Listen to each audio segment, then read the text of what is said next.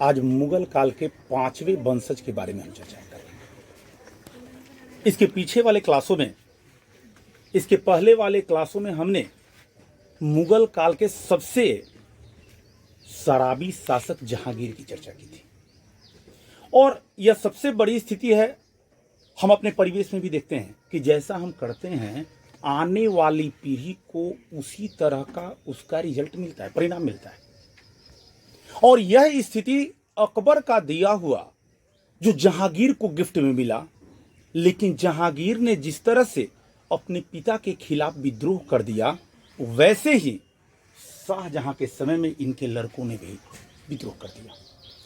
पहले तो आज मेरा चैप्टर है कि शाहजहां जो था इस पूरे मुगल काल का वैसा स्थापत्य का स्वर्ण काल जिसके समय काल में सबसे ज्यादा स्थापत्य हुआ।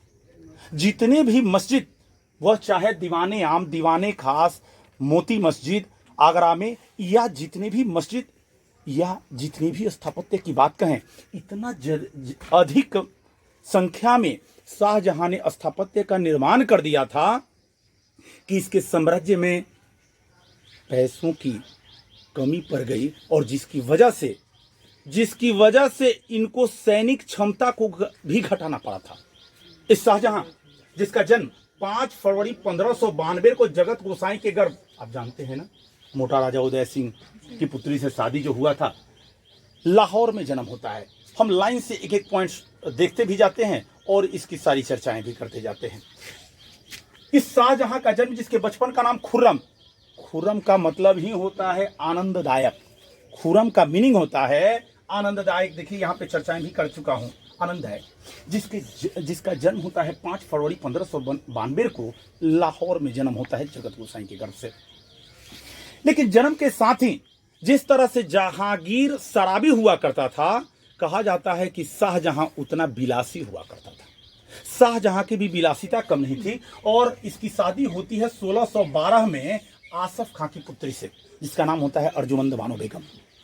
और अर्जुमंद बानो बेगम से यह इतना प्रेम करता था कि कहा जाता है कि 1612 में शादी होती है और 7 जून 1631 में उसकी पत्नी की मृत्यु हो जाती है 14वां बच्चा जन्म देने के समय। अब यह 19 बरस में अगर 14 बच्चे को अगर कोई जन्म दे तो निश्चित रूप से स्थितियां कुछ अलग होगी। और यही कारण रहा कि 14वें बच्चे के जन्म के समय ही यह अर्जुमंद बानो बेगम, जिसको मुमताज महल की उपाधि दिया था, की मृत्यु होती है और उसे आगरा के पास ही कब्र में गाड़ देता है। और वहीं पर सबसे बड़ा ताजमहल, जो लगभग विश्व प्रसिद्ध ताजमहल, उस समय के लगभग 1 करोड़ रुपये की लागत से इस ताजमहल का निर्माण अपने पत्नी अर्जुमंद बानो बेगम की याद में बनवाता है। उसका इंजीनियर होता है उस्ताद इस्सा खां। इसी इंजीनियर के द्वारा उसका पूरी तरह से निर्माण कराया जाता है। यह शाहजहां कुछ काम भी महत्वपूर्णता से करता है, जिसमें सबसे ज्यादा स्थापत्य आज के डेट में, अगर आगरा का किला कोई घूमने आता है, लाल किला घूमने आता है, या और स्थापत्य जो महत्वपूर्णता से घूमने के लिए विदेशी सैलानी आते हैं, उसका लाभ आज भी हमारे देश को मिलता है सैलानियों के माध्यम से, विदेशी यात्रियों के माध्यम से, चूंकि हमें विदेशी मनी भी मिलती है। शाहजहां तत्कालिक समयों में जब स्थापत्य का निर्माण लगातार कराना शुरू किया, जानते हैं, स्थापत्य में दिल्ली के लाल किला के साथ साथ दीवाने आम, दीवाने खास, जामा मस्जिद, जो दिल्ली में सबसे बड़ी स्थिति में देखने को मिलता है, जामा मस्जिद, और आगरा का मोती मस्जिद। ध्यान रहे कि यह दिल्ली का मोती मस्जिद नहीं है, आगरा में मोती मस्जिद का निर्माण शाहजहां ने करवाया था। और यह लगातार स्थापत्य कला में इतना पैसा खर्च कर देता है कि इनके साम्राज्य की आर्थिक स्थिति कमजोर पड़ जाती है, जिससे सैनिकों की क्षमता को कम करना पड़ जाता है। वो जो जहांगीर के समय सिंह अस्पा और दो अस्पा की चर्चा किया हूं, यहां पर सैनिकों की क्षमता कम करनी पड़ती है, चूंकि स्थापत्य में सबसे ज्यादा इसने निवेश कर दिया था। और कारण यह हो गया था कि अब इसके साम्राज्य में पैसे की तो कमी पड़ी ही, धीरे धीरे साम्राज्य और खुद भी कमजोर होने लगा था। हालांकि अगर मुगल काल में स्थापत्य का स्वर्णकाल कहा जाए तो जिस तरह से जहांगीर के समय में चित्रकारी का स्वर्ण युग कहा जाता है, वैसे ही शाहजहां के समय में स्थापत्य का स्वर्ण युग कहा जाता है। और यह स्थापत्य का स्वर्ण युग कहने के पीछे ये बहुत सारे अलग अलग जगहों पर नए नए बिल्डिंगों, नई नई इमारतों का बनाने का मकसद था। और यही काम नहीं करता है, दो तीन महत्वपूर्ण काम भी करता है। सबसे पहले ईरानी शैली से संबंधित इसने सिजदा और पैबोस की नीति को समाप्त करता है। यानी सिर झुका करके कोई प्रजा आती है तो सबसे पहले उसका दायित्व होता था कि सिर झुका करके और पैर को चूमना। इसको पहली बार लागू किसने किया था? बलबन ने। सबसे पहले बलबन ने लागू किया था सल्तनत काल में, जिसे सल्तनत काल का हीरो भी कहा जाता है। भारतीय त्रिपाठी उसे सल्तनत काल का हीरो कहते हैं बलबन को। और सिजदा और पैबोस की नीति को चालू करता है, यानी जो भी कोई प्रजा मिलने आए वह पहले सिर झुका करके पैर को चूमे और तब जाकर के अपनी बात कहे। लेकिन यहाँ पे देखिए यह शाहजहां क्या करता है, इस सिजदा और पैबोस की नीति को समाप्त कर देता है, खत्म कर देता है। इतना ही नहीं, यह इलाही संवत के स्थान पर कौन सा संवत चलाता है? हिजरी संवत की शुरुआत करने वाला कौन हुआ करता है इलाही संवत के स्थान पर? शाहजहां होता है। और आना चलाया, हमारे यहाँ भी 4 आना, 8 आना, 2 आना, 5 आना चलता था ना। अब बड़ा उसका मांग था। आज से 15-20 साल पहले ये आना का बहुत मांग था। 4 आना, 8 आना, 20 आना पैसा हुआ करता था ना। और यह रुपया और दाम के बीच का यह हुआ करता था। जैसे ये सिक्के जो होते हैं आप लोग देखिएगा, कुछ रुपया और बड़े नोटों के बीच में, जैसे 1 का सिक्का, 2 का सिक्का, 5 का सिक्का, 10 का सिक्का इत्यादि देखने को मिलता है। और जो बड़े रुपये हैं वह कागजी मुद्रा में आते हैं, कागजी नोट जारी होते हैं। तो ये भी रुपया और दाम के बीच में आना चलाता है।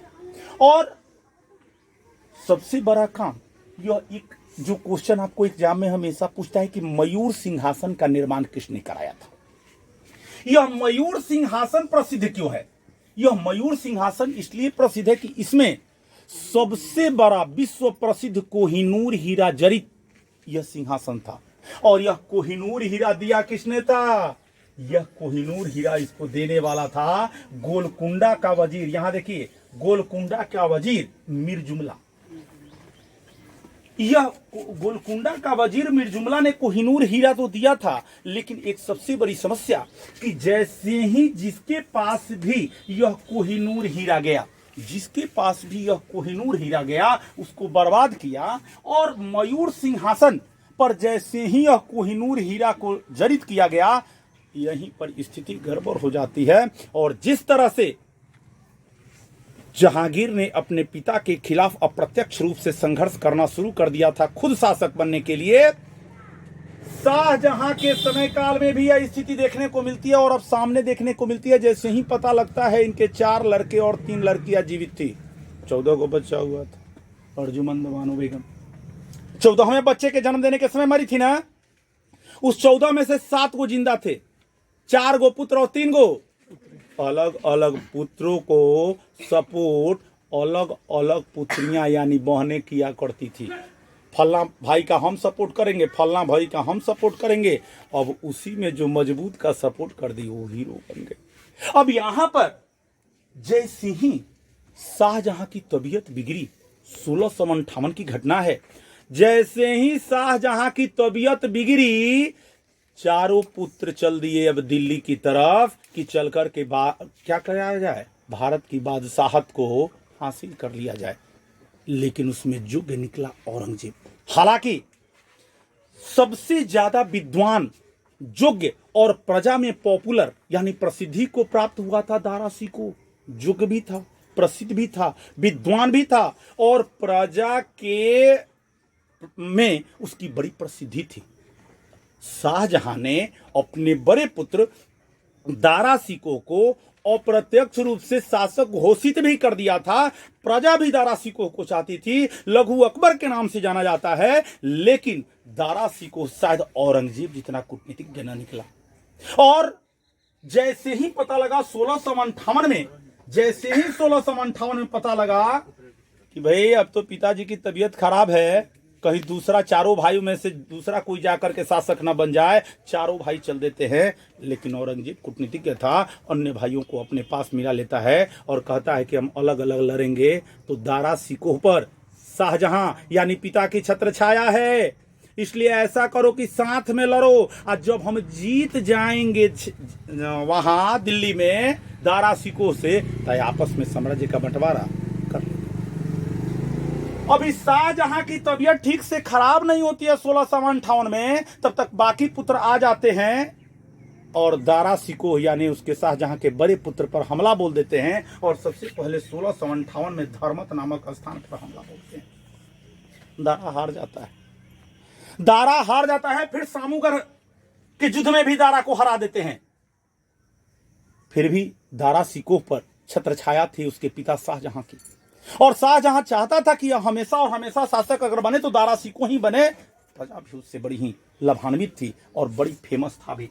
लेकिन भाग्य ने दारा सिकोह का साथ नहीं दिया, और कहा जाता है कि मार्च 1658 में देवराई के युद्ध में पूरी तरह से, यानी मार्च 1658 के देवराई के युद्ध में यह दारा सिकोह को औरंगजेब पूरी तरह से न केवल पराजित कर देता है, बल्कि उस पर मुकदमा ठोकता है कि इन्होंने इस्लाम धर्म के विरुद्ध यानी इस्लाम धर्म के खिलाफ इसकी अवहेलना की है, और उसी के एवज में दिल्ली की कोर्ट ने उसे फांसी की सजा सुना देती है, और अगस्त 1659 में ही दारा सिकोह को फांसी पर लटका दिया जाता है। कहा जाता है कि जब उसके शव को दिल्ली में घुमाया जा रहा था, जब उसके शव को दारा सिकोह के शव को दिल्ली में घुमाया जा रहा था, लोग अपना सर पीट पीट करके रो रहे थे और बड़ी व्याकुल थे। विचित्र स्थिति बन गई थी दारा सिकोह के मरने के बाद, क्योंकि वह जितनी प्रसिद्धि को प्राप्त था बाकी कोई भी वहां पर नहीं था।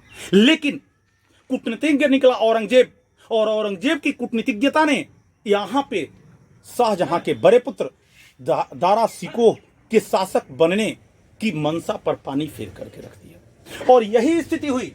यह 1658 से लेकर के 1666 तक लगभग 8 वर्ष तक जेल में डाल दिए गए शाहजहां।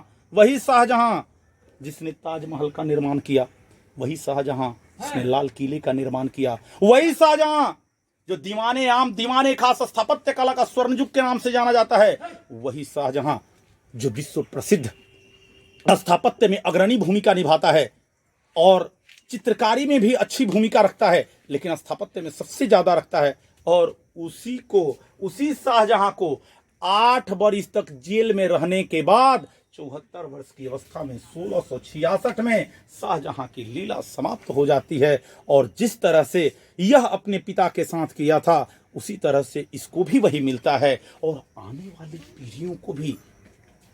वाली पीढ़ी भी उसी तरह से औरंगजेब से लड़ने शुरू हो जाती है, और शाहजहां का उत्तराधिकारी अब दारा सिकोह न बन करके औरंगजेब बन जाता है। औरंगजेब शासक बनता है, लेकिन इतना मुस्लिम कट्टरता का परिचय देता है, इस्लामी कट्टरता का इतना अधिक परिचय देता है कि इसका साम्राज्य तहस नहस हो जाता है। हालांकि औरंगजेब की चर्चाएं मैं अगले क्लास में करूंगा, लेकिन इससे एक शिक्षा तो आपको जरूर मिलती है। इससे एक शिक्षा जरूर देखने को मिलती है कि अगर स्थापत्य कला, चित्रकला या किसी भी कला में आप खर्च करते हैं, बहुत ज्यादा पैसे एक्सपेंस करते हैं और आगे की बात नहीं सोचते हैं और विलासी जीवन व्यतीत करने लगते हैं, तो आने वाले दिनों में आप भले ही राजा भी क्यों ना हो, आपके घर वाले ही आपको कैद कर देंगे। आपके घर वाले, क्या शाहजहां के पास सैनिक क्षमता की कमी थी? क्या दारा सिकोह के पास सैनिक क्षमता की कमी थी? कमी थी तो बस यह कि वह तो एक तो विलासी जीवन व्यतीत करने लगा था, और दूसरा औरंगजेब कूटनीति का परिचय देने लगा था। अपने भाइयों में भी कूटनीति करके आपस में मिला लिया, और जब साम्राज्य जीत गया तो दोनों भाइयों को काट करके अलग अलग कर दिया, समाप्त कर दिया। और औरंगजेब की कट्टरवादिता तो विश्व प्रसिद्ध है। जो भारत में उसने किया वह अकबर से सीधे उल्टा हो गया। अकबर ने जिस तरह से भारत में रह करके सभी हिंदू, बौद्ध, सिख, ईसाई, इस्लाम सभी धर्मों को मिलाकर के दीन इलाही बनाया था ना, और दीन इलाही बनाकर सर्वधर्म समन्वय की नीति को अपनाया था। ठीक इसके उल्टा औरंगजेब हो गया और औरंगजेब की कट्टरवादिता नीति ने भारत में उसके प्रशासन को ढीला कर दिया। और एक समस्या और भी हो गई, उस तत्कालिक समय में शिवाजी का उदय हुआ और औरंगजेब जो शाहजहां का उत्तराधिकारी हुआ था वह धीरे धीरे दक्षिण भारत में ही उलझ गया और दक्षिणी भारत में कब्र गाड़ा गया औरंगजेब का। लेकिन इतना कट्टर हुआ करता था कि उसके शासन काल में किसी अंग्रेज की हिम्मत न थी कि वह आकर के और भारत में बस सके या अपनी हुकूमत चला सके। इतना दूर दूर तक मारता था कि औरंगजेब के सामने किसी अंग्रेज की आने की हिम्मत न थी। लेकिन संयोग ने उसका भी साथ नहीं दिया। हालांकि मुगल काल में सबसे अधिक दिनों तक राज्य करने वाला औरंगजेब 1707 में उसकी 1658 में शासक बनता है और 1707 में वह दुनिया से सदा के लिए विदा हो जाता है। और जैसे ही औरंगजेब विदा होता है कहा जाता है कि मुगल काल का अवसान यहीं पर हो जाता है। अतः आज का चैप्टर जो शाहजहां से संबंधित था और जिसको हम औरंगजेब तक लेकर के गए, कल के क्लास में हम औरंगजेब यानी शाहजहां के उत्तराधिकारी के रूप में औरंगजेब की भी चर्चा करेंगे। अभी हम ये